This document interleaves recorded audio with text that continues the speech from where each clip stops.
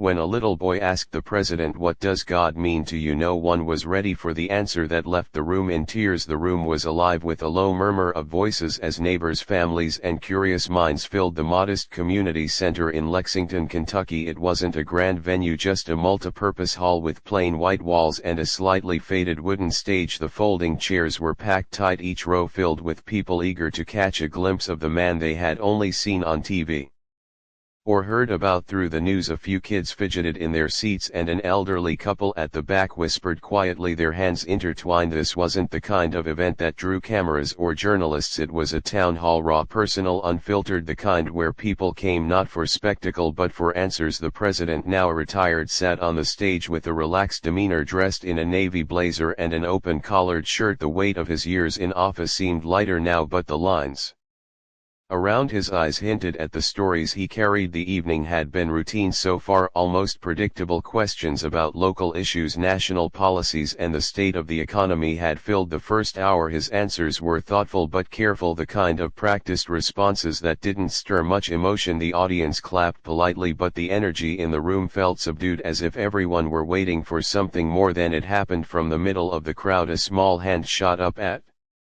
first no one noticed. The president scanned the room, nodding toward a man who had begun to rise to ask his question, but before the man could speak a voice interrupted, a soft, high-pitched voice that didn't belong to any of the adults in the room. "Excuse me, Mr. President." Heads turned and the murmur of voices quieted instantly. Standing there, barely tall enough to reach the microphone, was a boy no older than 10. His round glasses slid down his nose as he clutched a small index card in one hand. His other hand nervously tugged at the hem of his sweater. The president smiled, motioning for the boy to step forward. "Go ahead, son," he said, his voice kind and inviting. The boy hesitated, his sneakers scuffing against the floor as he approached the microphone stand. His mother sat a few rows back, her hands clasped tightly together, her face a mixture of pride and apprehension. The boy took a deep breath, lifting the index card to his face before lowering it again. I have a question," he said, his voice trembling but audible. "What does God mean to you?" The air in the room shifted, conversation ceased, even the quiet hum of the fluorescent light seemed to fade into silence. It was as if the question had caught everyone off guard, including the president. For a moment he didn't answer, his expression softened, his gaze fixed on the boy as if he were seeing something more than just a curious child. The room felt heavier, charged with an energy that no one had anticipated, and then he spoke. "That's a big question," he said, his voice steady but thoughtful, "but it's an important one. Let me tell you what God means to me. But answers to questions like these don't come from a script, they come from the deepest parts of who we are." And as he began to speak, the audience knew they were about to hear something unforgettable. The boy's question seemed to ripple through the room, silencing even the faintest whispers. It wasn't the type of question anyone had prepared for. People had expected to hear about policies, national debates, or perhaps even light-hearted anecdotes from the president's time in office, but this was different. It was raw, personal and deeply human. The president sat back in his chair, the creak of the wooden stage barely audible in the stillness. His hands, which had gestured with ease during earlier questions, rested on his lap, now fingers intertwined. As he took a moment to absorb the weight of what had been asked, he looked out over the room, scanning the faces that now mirrored a range of emotions: curiosity, anticipation, even discomfort. The boy's mother, seated near the middle of the audience, leaned slightly forward in her chair. Her lips moved as if she wanted to say something, but she stopped herself. Instead, she clasped her hands tightly together, her knuckles turning white. She hadn't expected him to actually ask his question, not in front of all these people, but there he was, standing tall despite the nervous tremor in his hands. An older woman in the front row adjusted her scarf, leaning toward her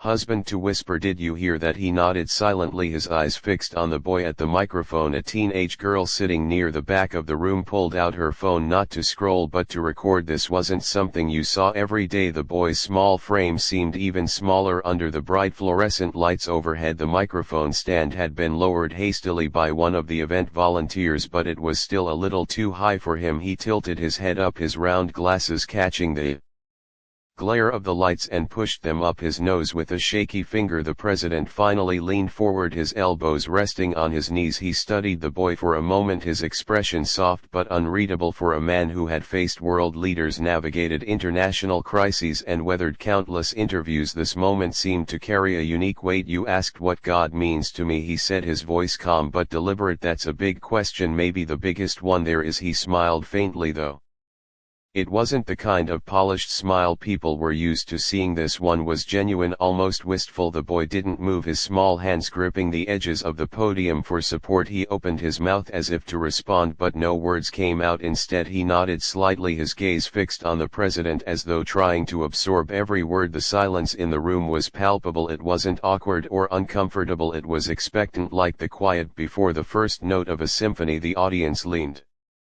forward in their seats, drawn into the gravity of the moment. The president exhaled deeply, his shoulders relaxing as he prepared to speak. "You know, when I was about your age I had questions like that too," he began, his voice steady but tinged with something deeper, nostalgia perhaps. "But stories like this don't just answer questions, they pull you into a journey, one that makes you see the world a little differently." And the audience was ready to listen. The boy's hands tightened around the edges of the microphone stand, his knuckles pale against his small trembling fingers. His round glasses slipped down his nose again, and this time he didn't push them up. Instead he kept his eyes on the man before him, searching his face for some sign of understanding. The president shifted in his chair, leaning forward as though to close the distance between them. "That's a big question," he repeated, his voice quieter now, almost reverent. "What does God mean to me?" The audience seemed frozen in time, each person caught in their own thoughts as they waited for him to continue. An older man in the back crossed his arms tightly over his chest, his face unreadable but his eyes locked on the stage. A young woman near the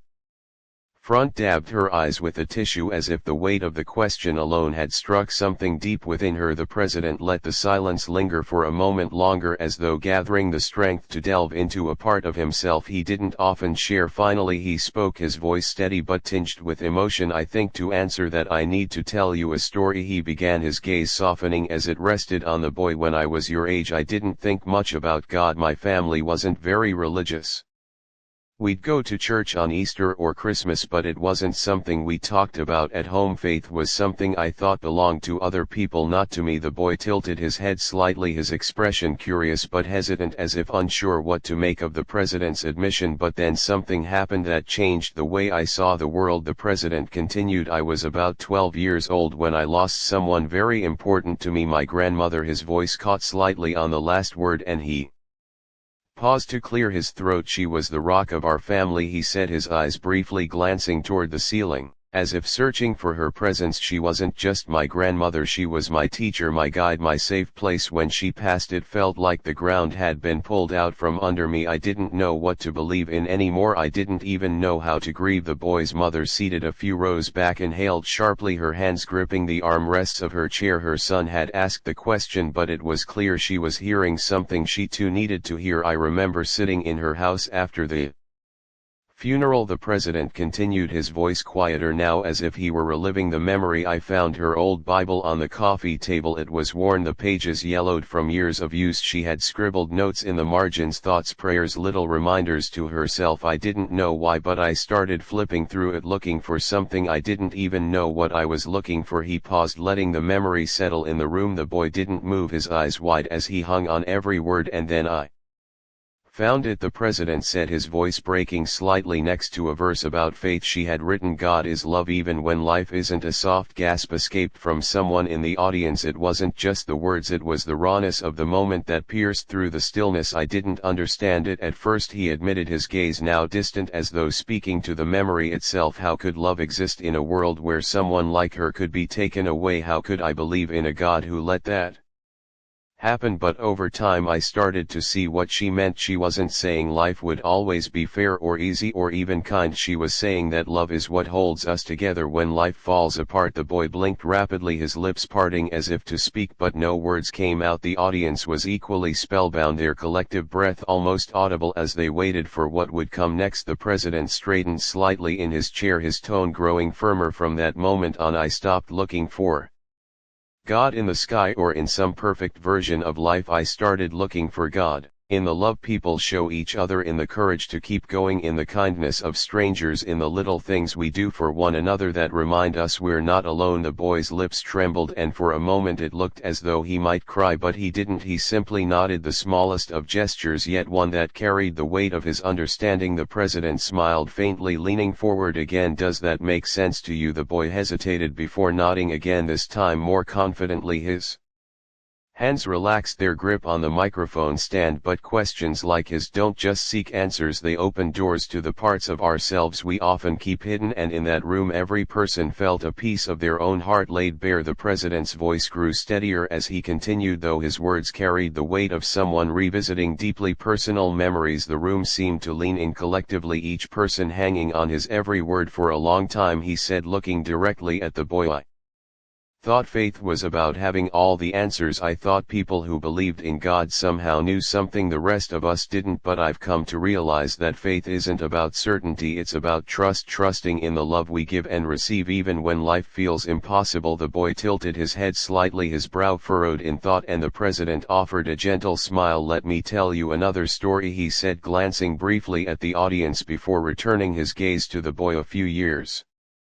ago I met a woman in Michigan. She was a single mother raising 2 kids on her own. She'd been through more than most of us can imagine. She'd lost her husband in a car accident, lost her job shortly after, and was barely making ends meet. Yet every night she'd sit with her kids and pray, not for miracles, not for money, but for strength, just enough strength to get through one more day. The boy's eyes widened slightly, his lips parted as he listened around the room. Heads nodded subtly. This wasn't just her story, it was the story of so many who had faced life's hardships with nothing but grit and faith to carry them forward. I asked her once, the president continued, how she kept going, how she managed to hold her family together when everything around her seemed to be falling apart. And do you know what she told me? He paused, looking directly at the boy again. Faith, she said, isn't waiting for someone to save you, it's knowing you have the strength to save yourself and believing that God gave you that strength for a reason. The room seemed to collectively inhale, the weight of her words settling like a blanket over the audience. The president's voice softened. That mother taught me more about faith than I ever learned in any church. She showed me that faith isn't about expecting life to be easy, it's about finding the courage to do hard things, to love deeply, and to keep going even when it feels like the world is against you. He shifted in his seat, his expression growing more introspective. I think a lot of us spend our lives searching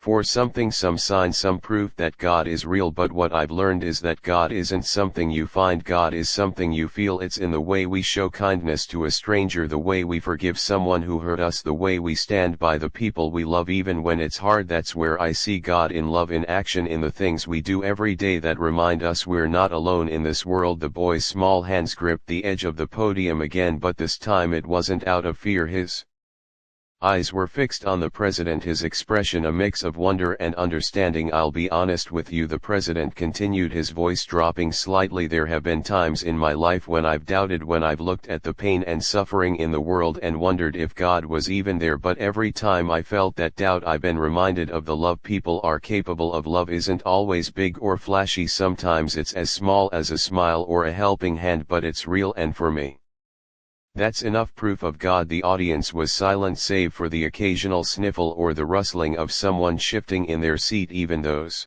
who hadn't come for anything more than curiosity now found themselves caught up in the depth of his words. The president leaned forward, his eyes locking on the boys once again. You're brave for asking that question, he said, his voice steady and warm. It takes courage to talk about faith, to ask about it, and to think about what it really means, and I hope you never lose that courage, because the world needs people like you, people who aren't afraid to ask the big questions and look for love and truth in everything they do. The boy's lip quivered, and for a moment he looked as though he might cry, but instead he smiled, a shy, grateful smile that seemed to light up his whole face. The president returned the smile, then turned to address the audience. I think we all owe this young man a thank you, he said, because tonight he reminded us of something we often forget. Faith isn't just about answers, it's about asking questions, even the hard ones, and it's about love, the kind of love that carries us through no matter what life throws our way. The audience broke into applause, not the polite kind that had punctuated earlier questions, but something more profound. People stood, some wiping tears from their cheeks, others simply looking around as if trying to hold on to the moment for just a little longer. But the answer wasn't just for the boy, it was for everyone in that room. It was a reminder of what they all carried inside, even if they hadn't realized it until now. The applause lingered, not out of obligation,